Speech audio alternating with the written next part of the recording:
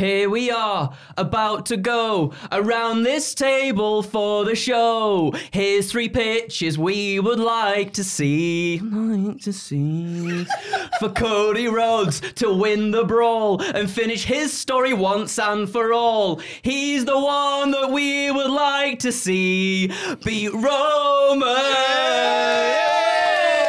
Magnificent. Oh, hello and welcome everybody to a bit of a different pitches video today. We're going to do 3 lovely pitches about how Cody Rhodes should actually finish the story. Obviously, there's been a lot of fan backlash, a lot of discourse over the weekend in regards to The Rock seemingly being put into that main event match with Roman Reigns at WrestleMania. How are you boys feeling about that? Still reading from the intro, I'll be honest with you. I've got Zach from Downstate's number. I can pass it along if you want to work on something together. I'm not quite that level just yet. I'll get there. I'll get there eventually.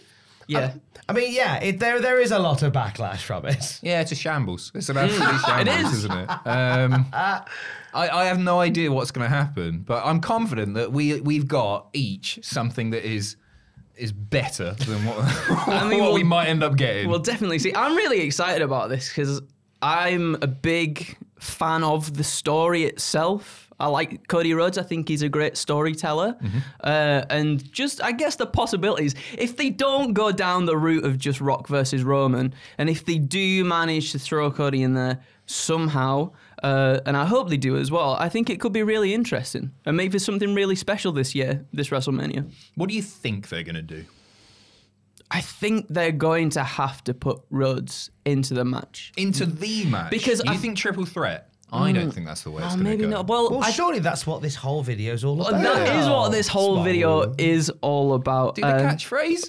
Well, I was literally just about to get there and then you threw me off. Sorry. All right, everybody, if you've not seen a pitches video before, it's very, very simple. We will go around this table in a cyclical fashion, as Jack says. That's a nice word. It will go Adam, then Tom, and then myself until we end up with 3 lovely pitches about how Cody Rhodes should actually finish the story. However, it's not what we think is going to happen. It's what we want to happen. Did you do it legit?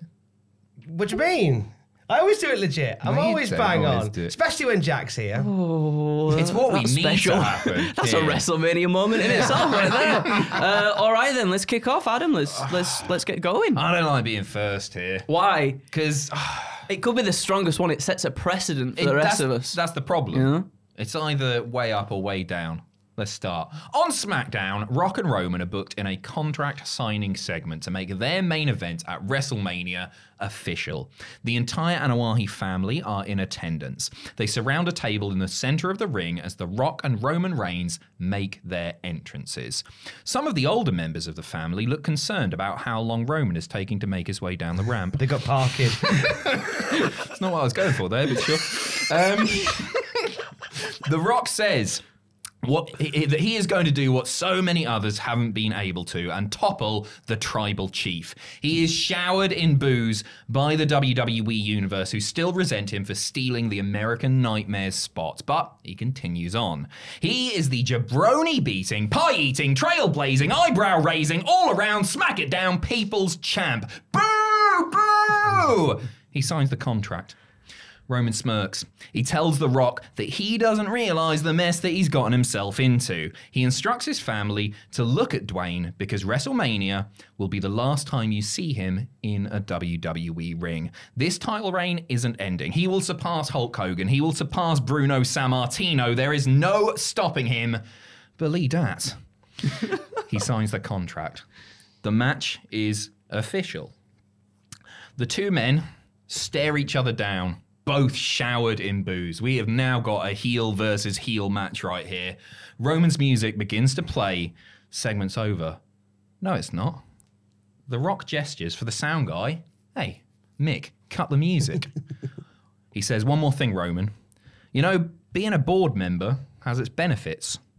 You probably should have read the contract before you signed it. Yeah, I'm doing contract nonsense. I'm doing contract nonsense, but stick with it.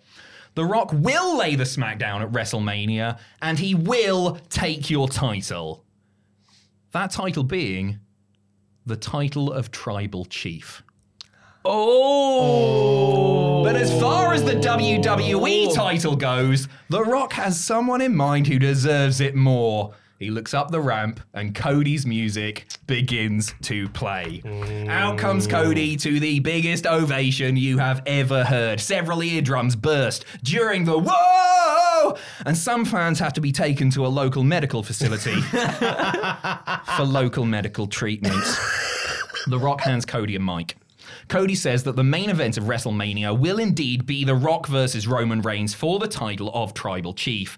But that's night one. On night two, it will be the former, at that point, Tribal Chief Roman Reigns versus the American Nightmare Cody Rhodes for the undisputed WWE Universal title. Let's fast forward to Saturday. It's WrestleMania. The Rock and Reigns square off in the night one show closer. It's a big back and forth affair with plenty of rest holds to allow Dwayne a chance to catch a breather. Because God knows he needs it.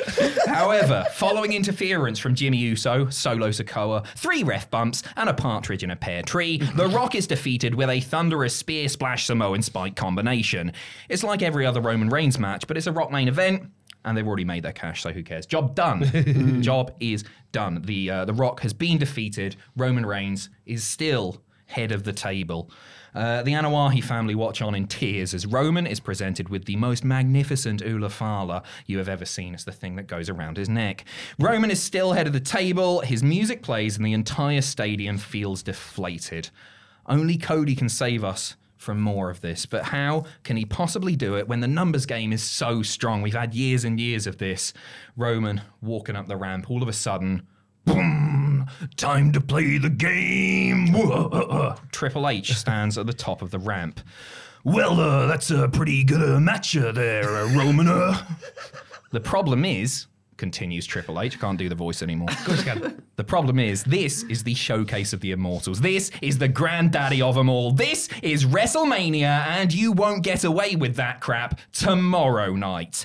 Banning the Bloodline just isn't enough, though. You always find a way around it. So let's make sure they can't interfere. Tomorrow night, with the undisputed WWE Universal Championship on the line, the Tribal Chief, unfortunately, Roman Reigns will take on the American Nightmare Cody Rhodes in Hell in a Cell. Keep them all out. Come on. Roman and the Bloodline look devastated as the show goes off the air. The crowd erupts. Several men and women unexpectedly climax and have to be taken to a local medical facility for local medical clear-up. Clean up. Oh, could be both. The last thing.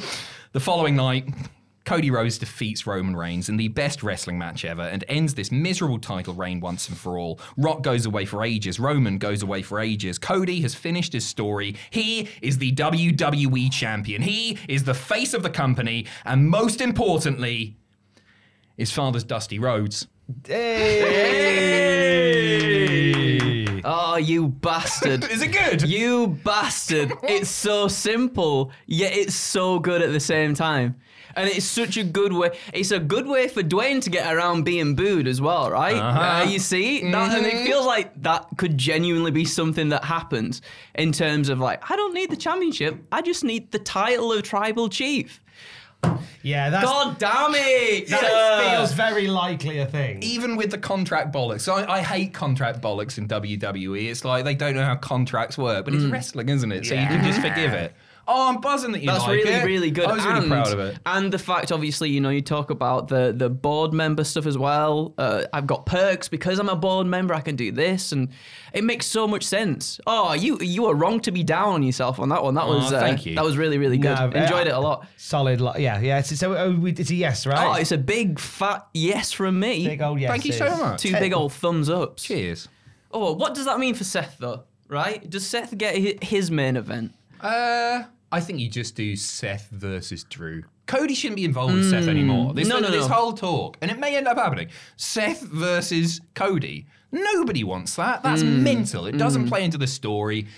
It's silly. I've got a feeling that WWE are potentially putting that out there to rile people up more because it's so bat poo. Yeah. It makes no sense. He's been beaten 3 times by Cody Rhodes. It's not the belt that Cody wants.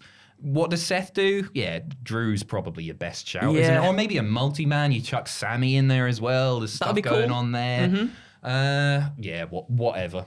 I like it though. I love it. It's bloody lovely. Thank you so much. Can it be topped? Well, mine's slightly more convoluted. Okay. And then mine's even more convoluted than that. So the convolutometer rises. Convoluted. Spelled really weird, which adds to the irony. So now I'm going to stick with what they're planning in this. So WrestleMania 40, Rock beats Roman Reigns and becomes undisputed WWE Universal Champion, whether we want him to or not. Wait, sorry, say that again. Rock beats Roman. Yeah, takes the belt. Right? Global headlines, front pages all round. But this is a story of Cody finishing the story. So Cody, that night, beats Seth Rollins and Drew McIntyre and becomes the world champion. And his story is finished. No, that's not it.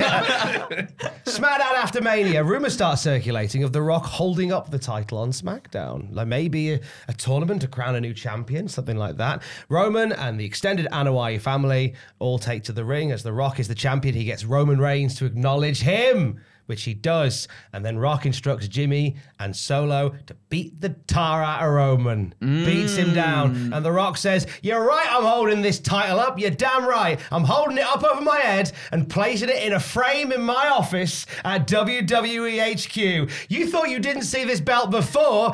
You ain't seeing it ever again. I'm going to be forever your WWE champion. If you have an issue with that, take it up with the board." Damn. To which, that's it. And he goes. He's got Solo. He's got Jimmy doing dirty work, but he's gone. And the title is in his office. You're an arsehole. Yeah. You're such an arsehole. Cody then steps up.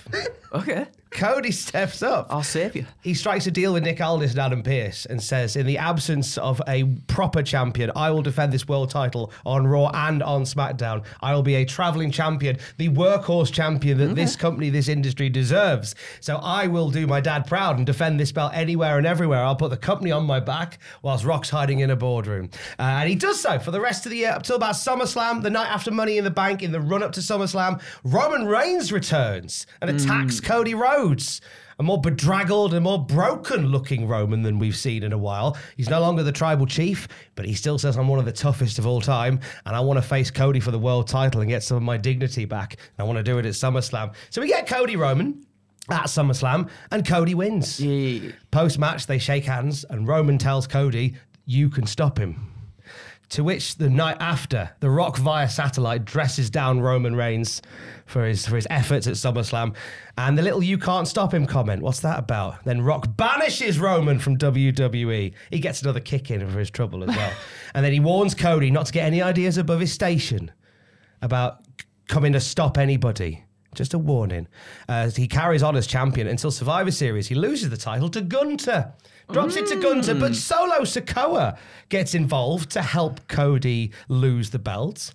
Turns out he's a little minion for The Rock, isn't he? Keeping Cody in his place. Cody disappears until the start of 2025. And he declares for the Royal Rumble. And he promises he's going to win a third Rumble. He's going to do it again. And he's going to challenge The Rock at WrestleMania.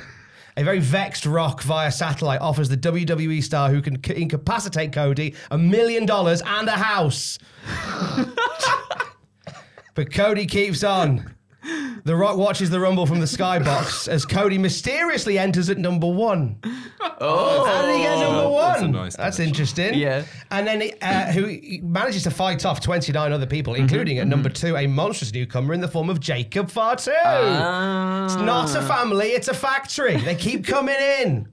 Cody does the unthinkable. He does a Steve Austin. He wins a third Royal Rumble. This time he's done it. He calls out The Rock. 24 hours later, The Rock, via his boardroom, announces, yes, with WrestleMania around the corner, I'll be defending the undisputed WWE Universal title against Vin Diesel.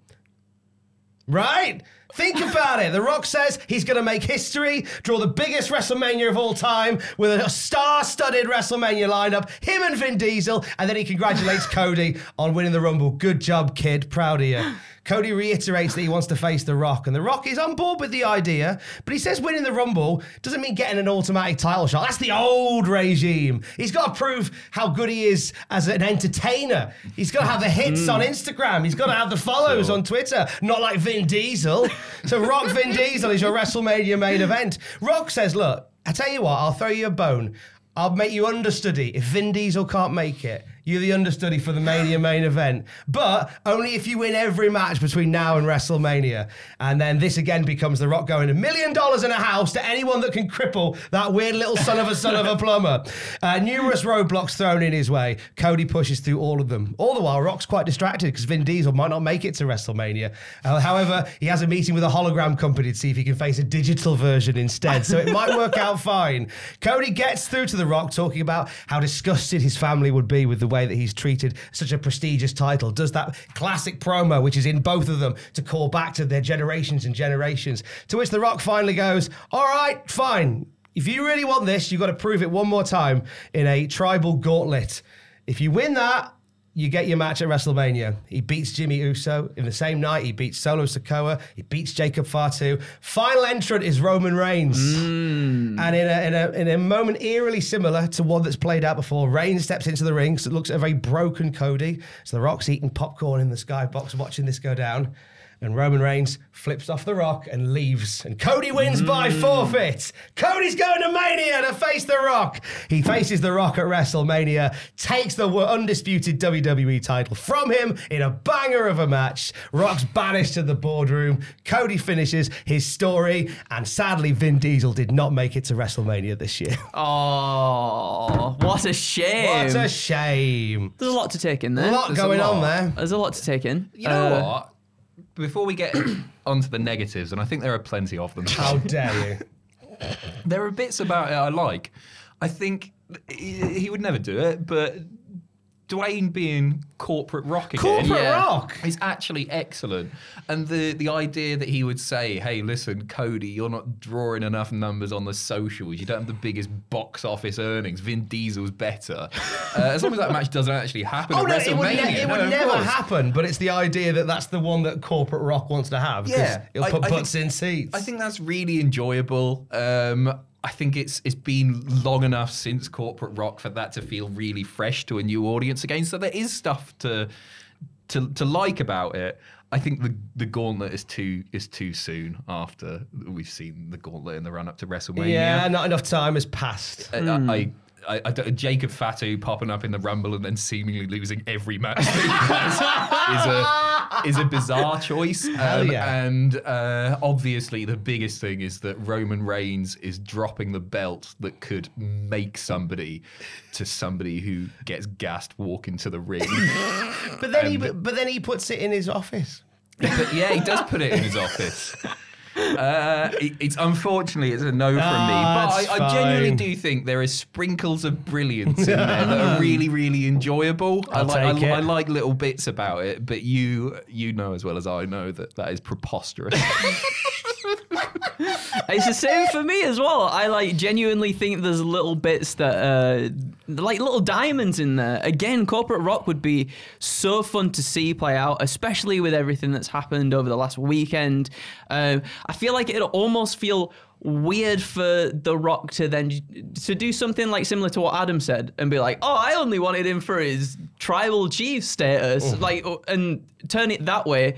I think it'd be better for him to just double down and be an arsehole and do stuff like that. And then, I'm trying to think of the last time we've seen the authority figure really get involved and change things in a way. The authority. I think that's the last time I've seen really prominent. I think it will be quite cool to see something like that happen again. Oh, that's a controversial take, isn't it? Because people fed up with heel GMs, heel authority figures.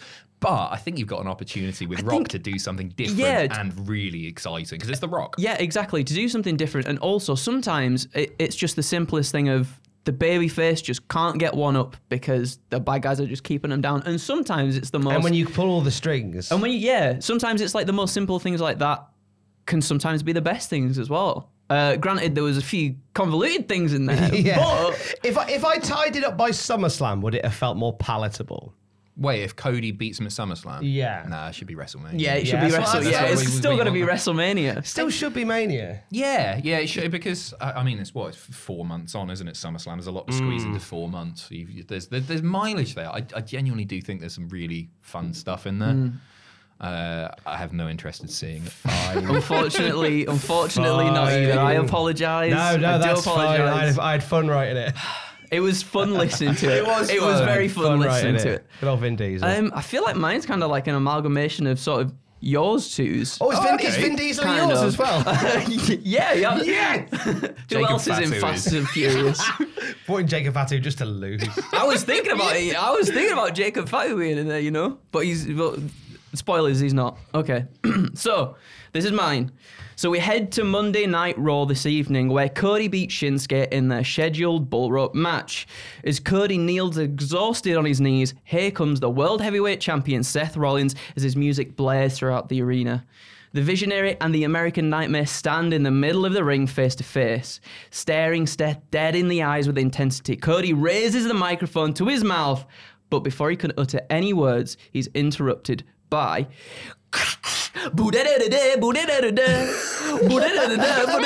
cult of personality. If you didn't already know. You Granville fetch a cloth. Granville.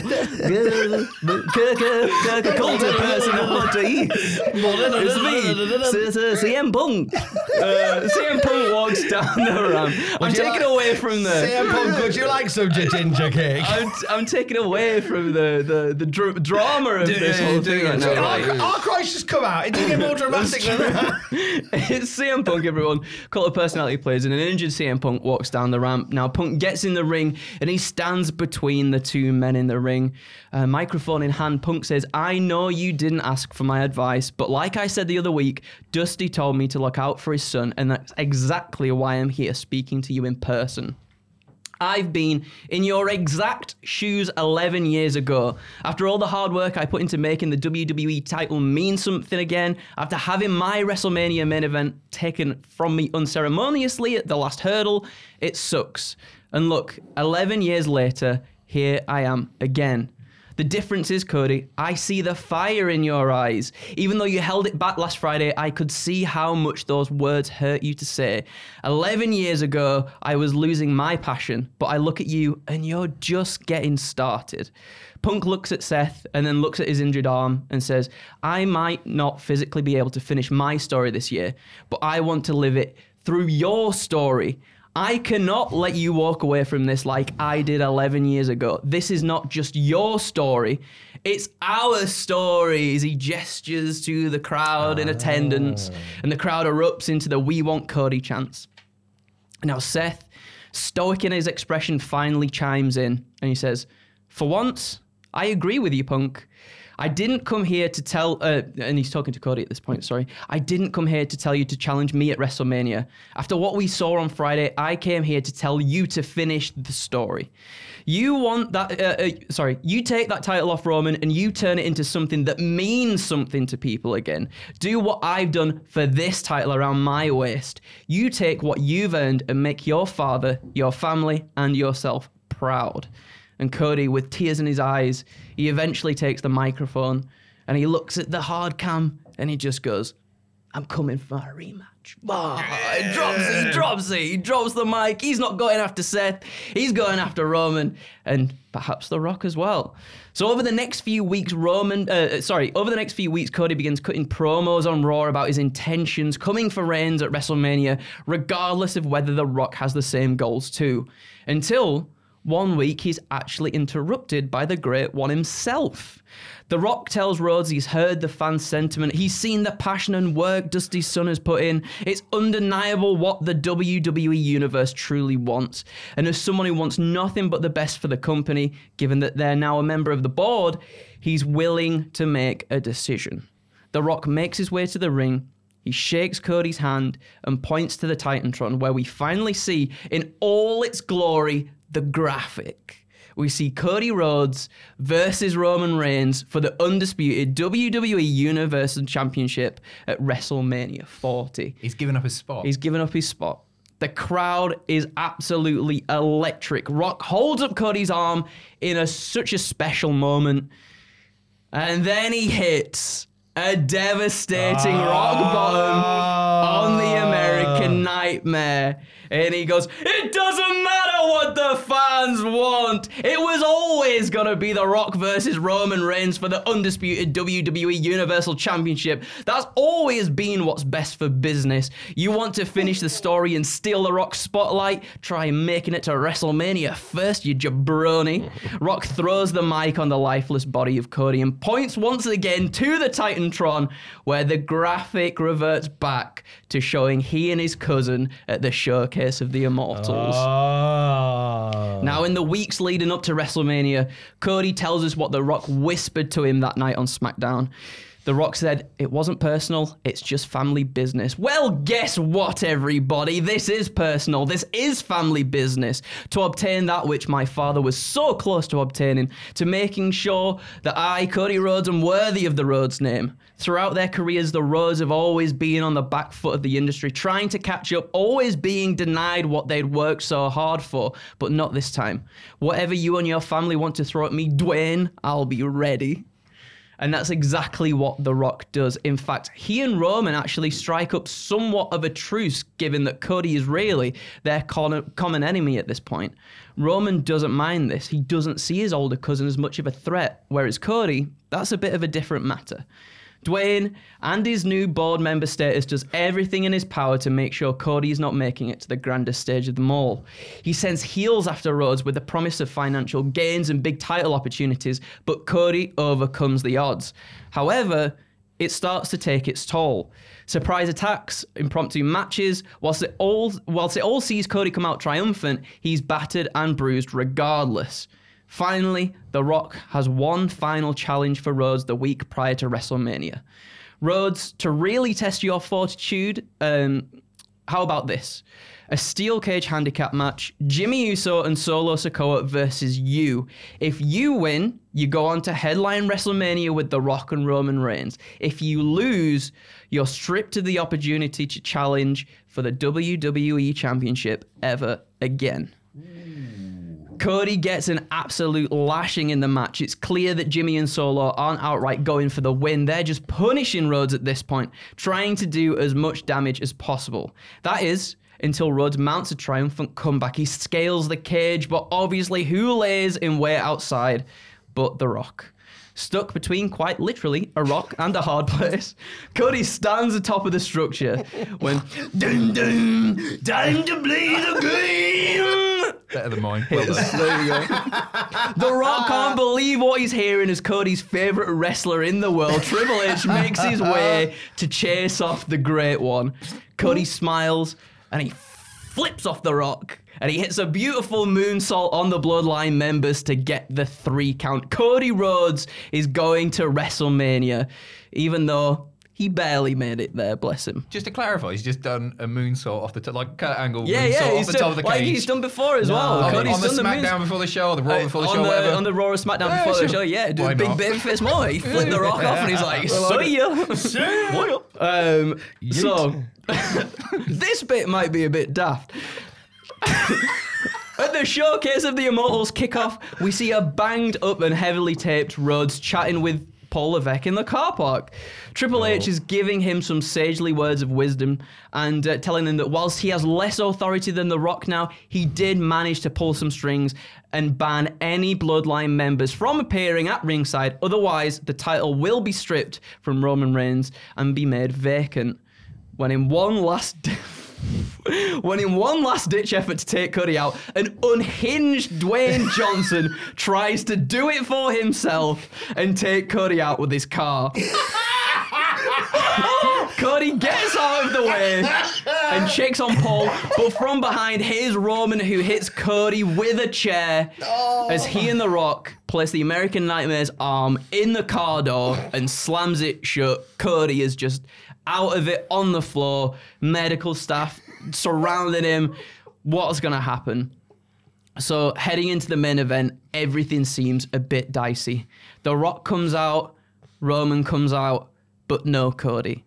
Both men smile and laugh as they quickly turn their attention to one another. And as they face off, the crowd absolutely showering them both with boos.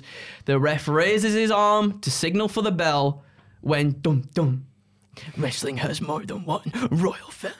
Jerry Lawler. No, it's definitely not Lawler. Okay. Cody's music hits, and here he is, absolutely bruised, battered, and spent to finally take what's his, despite all the odds. And he bloody well does it, everybody. It's a lovely moment. Oh, we're all crying, and we're all having a lovely time. And he does it, and he finishes the story once and for all. Yeah. Whoa. Nice. I like when The Rock's in his car. He tried all the corporate stuff and just went, sod it, run him over. He can't keep him down. He's unhinged at this point. Brilliant. You know? I did it for myself. Yeah, it's really funny. I did it for myself. Maybe we can leave that bit out. I don't know. But, No, leave that in. I did that for myself. but yeah. I don't know. I just think at this point, with everything that's been sort of thrown in Rhodes' way, maybe for him to go for Seth then also makes it feel like a secondary prize once again. Massively so. Doesn't it? Yeah, it does. And Seth doesn't want that in the slightest. I feel like Seth would be like, guess what? I've done something good with this title. You go and get that title that Roman's got, and you turn it into something that, you know, we can be proud of as a company and as a whole. That's a key bit as well, because the balance they've had to strike with this setup is they don't want to devalue either belt. Yeah. So they're being so cautious in terms of how they present each one and why somebody isn't challenging for it. It's not a lack of prestige. So I think that line from Seth, if it's Seth going, look, I know this is important, but that means more to you. Go and get that. I think that's a really nice bit in there. That's it. Well, that's the story, isn't it? And I like the idea that Seth would say, listen, I'm going to be here on Raw defending this one. We need somebody over on SmackDown defending it on the reg like I have. I think that's really good. The one criticism I think I've got about it, which isn't parking lot related, is maybe I do want to see Rock versus Roman. The timing's all wrong now, but that's a match that I would love to see. So with the setup that you've got here, are you taking something away from that? You're starving the audience of that singles match, which I think is a great match, a big money match, obviously. But if that were to happen in a year's time, even without the belt, is it as big? No, is that what you're trying to? No. I just think.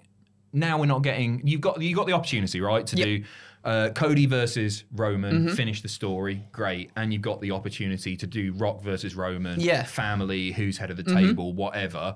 You've gone boom, and they're all. I've smashed them all together. You're missing out on one match, but I do really like it though. I think you're completely right in the way that you've sort of booked it, and also wanting to have those two separate matches. This is from me personally. I'm not too fussed about seeing a Rock versus Roman match, just from the perspective, storyline wise maybe, yeah, but just from this perspective that the man hit a spine buster the other week and he was absolutely gassed. And I don't want to see a long... People saying like, oh, it only has to be like 5 minutes. But to me, that feels like a waste of an opportunity for it to be 5 minutes or just a short match. That's why you do it next year, isn't it? Yeah, give Rock him time. A chance to sort of, it sounds daft when you're talking about somebody who's like that big. Yeah, exactly. Like exactly. Still, but he's not in. He doesn't feel like he's in ring shape. He's in ring shape. It's different being in shape to in ring shape. So that's kind of maybe why I mashed them together to have this sort of triple threat. Just so then Rock maybe doesn't have to be as involved in terms of he's able to be on the sidelines a little bit, you know, recover and then get in there to do some big spots, this, that, and the other. That's a benefit for sure. Like Roman and Cody do all the work in the match, then Rock comes in and does the rock bottom. But again, I think you are right. I wonder if next year, would it feel less next year if they did the Rock and Roman thing as well, do you think? Do you think that maybe there's too much time there then? No, because it's a family thing, isn't it? It's just like, as long as it exists the whole time. Yeah. I guess as long as they sort of build the momentum up again for the Bloodline storyline, because it feels like it's taken a dip recently, then if we can get somewhere back on track where it makes us feel compelled to see that again, then I'd be all for that for sure. Yeah. I do really like it. What are your thoughts? I think it's a yes from me. Oh, bless you, young I do man. like. I think from the Seth bit at the beginning, I think like The Rock obviously trying to buy everybody off with money, and you could have. We had some similar things. Could have chucked a house in there. I think he's keen to buy people houses. Could have chucked a house in there. That's true. It did say financial gains. Financial gains. Therefore, that could be a house. Could be a house. Actually, could it? Very much could be a house. No, I really liked it. I liked like Cody being undeniable in the face of corporate monsters, which I think is a big thing you can really lean into with what The Rock is doing now. He is a corporate entity, and historically wrestling has told us that corporate entities are evil. Yeah. So why not own that and embrace that and be a big part of that? Because when The Rock is a heel, I think he's done some of his best work as a heel. Oh, 100%. So I hope that they do see sense and lean into him being a heel. Because I think that that's where he's so valuable at the moment, so marketable as a heel at the moment, as the corporate heel. Agreed. And you touch onto it there, especially with him trying to run him over. Well, why not? Great. Why not? Especially The Rock's eyes bugging out as he's driving a car. It's just gone mental. It's got to be the same like parking lot and everything. Oh, going yeah, through yeah, the gates, straight into the Cody just narrowly misses. And and I guess as well, if you got Triple H there, because I think I'm right in recalling that it was a similar angle that happened when Batista was deciding if he wanted to go for JBL or Triple H, and then Triple H was trying to be like, "Do you see JBL? He tried to run you over in his car, but it wasn't JBL. It was, I think it was either Trips or Ric Flair. I can't remember who. But yeah, it was just something to tie stuff back together again. I'm trying to justify my choices here, but there you go. It's a yes from me as well. There's, there's stuff I would change about it, but I think it's like 90% of the way there. Bless you. Well, thank you everybody for watching the video. We'll see how these play out. What are you doing?